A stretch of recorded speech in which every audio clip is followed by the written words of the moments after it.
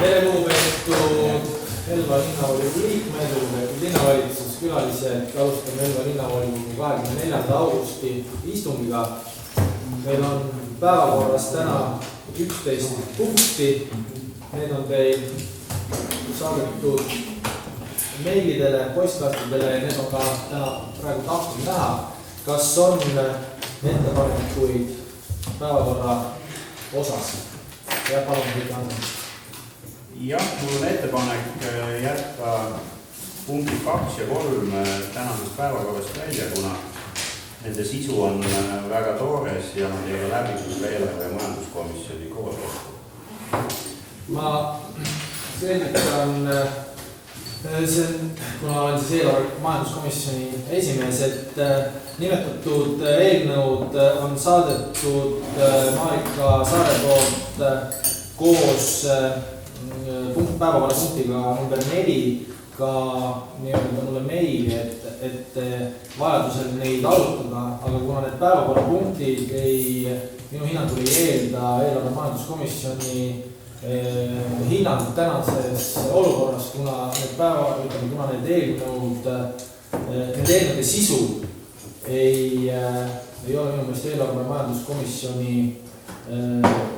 otsustada täna, sest need eelnõud räägivad ikkagi nendest põhimõtetest, mis alustel võiks siis tegevustoetusi ja projekti taotluseid nii-öelda rahuldada või siis neid arutada, aga see on pigem ikkagi spordi- ja kultuurikomisjoni rida. Kui need inimesed on otsustanud, et see põhimõte, kui see üldine põhimõte neile sobib, siis minu meelest eelarve- ja majanduskomisjon ei ole nagu see komisjon, mis võiks nagu öelda, et spordi- ja kultuurikomisjonis siis arutatud ei ole justkui nagu siis aktsepteeritav. Kuna seal täna ei räägita nagu summadest, et me ei suurenda neid summasid ega vähenda, et pigem just nendest põhimõtetest, seal rahadest ei räägita täna. Siis ma ei leia, et see oleks eelarvekomisjoni rida seda täna arutada. Juhul, kui me jõuame summadeni, siis loomulikult peaks see minema eelarve- ja majanduskomisjoni, aga tänases olukorras, kus me summadest ei räägi, rahasummadest, pigem sellest põhimõttest, mismoodi neid võiks arutada, siis mina leian, et see ei ole eelarve- ja majanduskomisjoni rida sellele oma aktsepteeringut anda, et kui see on spordi- ja vabaelukomisjoni, kultuurikomisjoni läbinud, et siis mina nüüd usaldan seda komisjoni, nende komisjonide seisukohtasid ja ma saan aru Marika Saare ka jutust, et see on väga põhjalikult nendes komisjonides läbi arutatud. See on minu hinnang, aga loomulikult me võime selle hääletuse panna, aga siin oli käsi püsti. Ma tahtsin just lisada, et põhimõtteliselt kinnituseks muidugi Meelisele, aga spordikomisjoni poolt ütleks seda, et nende mõlema eelnõu on sisuliselt arutleda läbi spordi- ja vabaajas nende taotluse esitamise põhimõte. Seal ei ole nendes eelnõudes kajastatud rahalisi summasid, missugune ütleme seal 5 senti siia või 5 senti sinna. Ja nende sellisel moel nende eelnõude koostamine ja läbi arutamise mõte oligi, et see rahaline mõju ja see rahaline hiljem läbi arvestamine tuleb hiljem. Eelkõige nende eelnõudega me püüame panna nende valdkondade sisulisi prioriteete paika ja mina ütleks niipidi, et vähemalt spordikomisjonis oli väga hea meel, et meil oli seal 5 ettepanekut, 2 ei läinud läbi, 3 läks läbi muudatusettepanekut ja muudatusettepanekud just valdkonna põhiselt prioritiseerisid asju. Nii et minu arvates on sisuline töö ja see hiljem ta loomulikult oli oma väljundid ka eelarve- ja majanduskomisjonis hiljem, aga siis, kui tulevad arvud taha, praegu hetkel ei ole. Ühe repliigi, et tegelikult see ikkagi puudutab otseselt eelarvest rahaliste vahendite eraldamise põhimõtteid ja need summad, mis hiljem hakkavad kujunema vastavalt nendele põhimõtetele, mis siin on paika pandud. Et selles mõttes oleks ikkagi olnud ilus, kui need oleks eelarvekomisjoni läbinud. Teine asi on siin see, et kui kultuuri- ja ka spordikomisjonis on üksjagu neid inimesi, kes tegelikult ise neid rahasid ka hiljem toetama või taotlema tulevad, siis eelarvekomisjon oleks selle koha pealt palju neutraalsem vaatleja olnud. et noh, ma ei näe põhjust, miks oleks pidanud seda varjama eelarvekomisjoni ees. Et ma jään ikkagi oma ettepaneku juurde, et need punktid saata ikkagi veel kord arutelule ja siis järgmise volikogu päevakorda.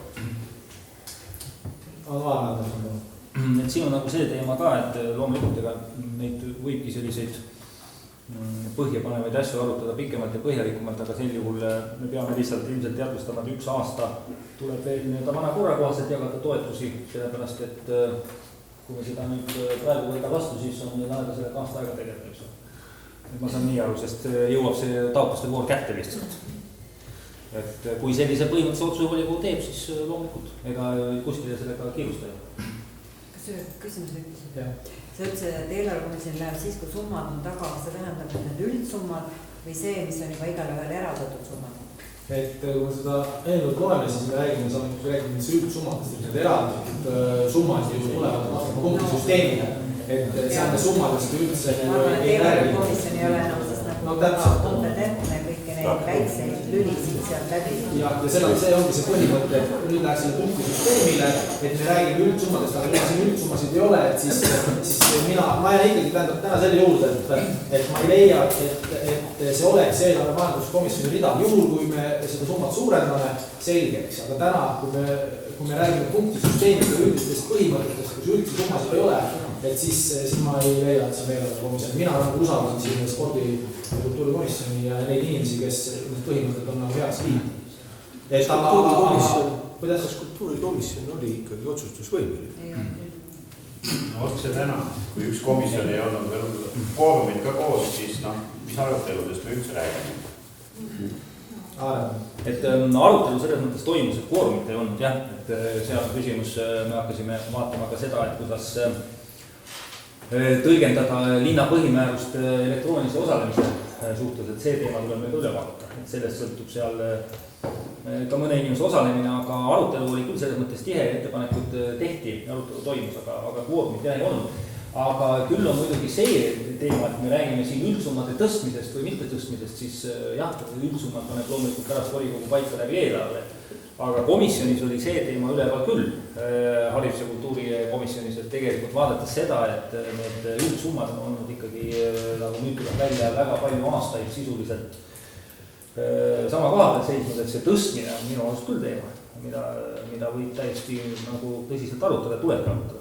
Nii et see võib täiesti nii minna, et me otsustame seda tõsta. See on hea küsimus. Mitte võib, vaid peab tõsta. Summad jäävad samaks, kas me tõstame või ma ei saanud? Ei.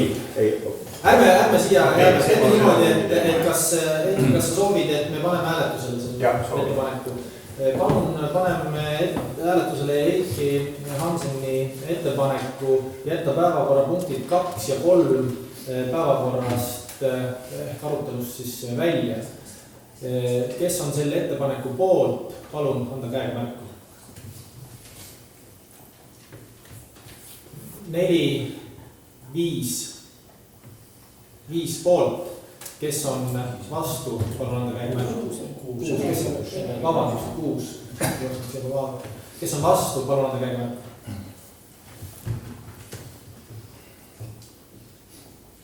8 vastu, seega ettepanek ei läinud läbi. Muid muudatusi päevakorras. Toomas. Teen ettepaneku punktid 9 ja 10 päevakorrast välja jätta, kuna nii punkti ei ole arutatud maakomisjonis ja minu teada on praegu seal teema see, et nüüd jäetakse see riba taotlemata sinna munitsipaalomandisse.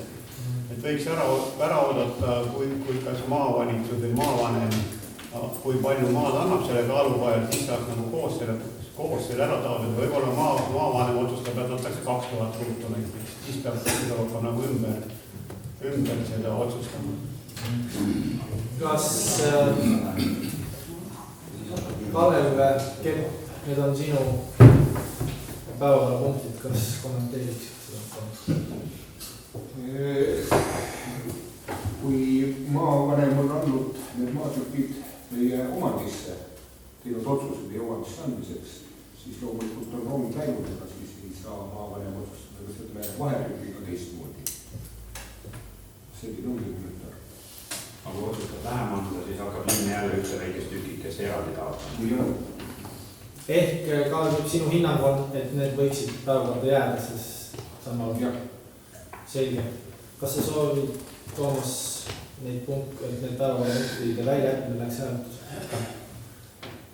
Palun hääletada volikogul päevakorrapunktide volinik Toomas Järveoja ettepanekul päevakorrapunktide 9 ja 10 üle need tänasest päevakorrast välja jätta. ehk kes on selle poolt, et päevakorrapunktid 9 ja 10 päevakorrast välja jätta, palun anda käegu. Rein, kas sul on käsi püsti? Peab tõstma. ei pea, ma lihtsalt vaatasin seda sügavalt. 5 poolt häält, kes on vastu, palun anda käegu.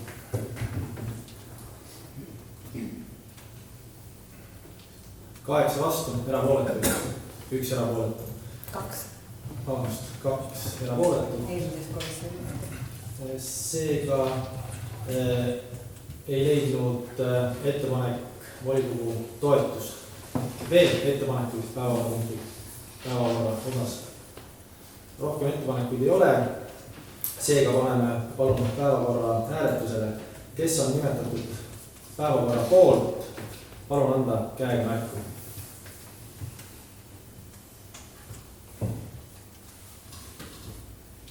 12 poolt häält.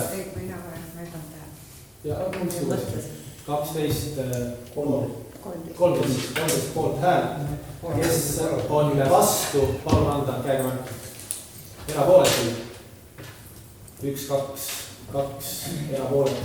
Seega on päevakord kinnitatud.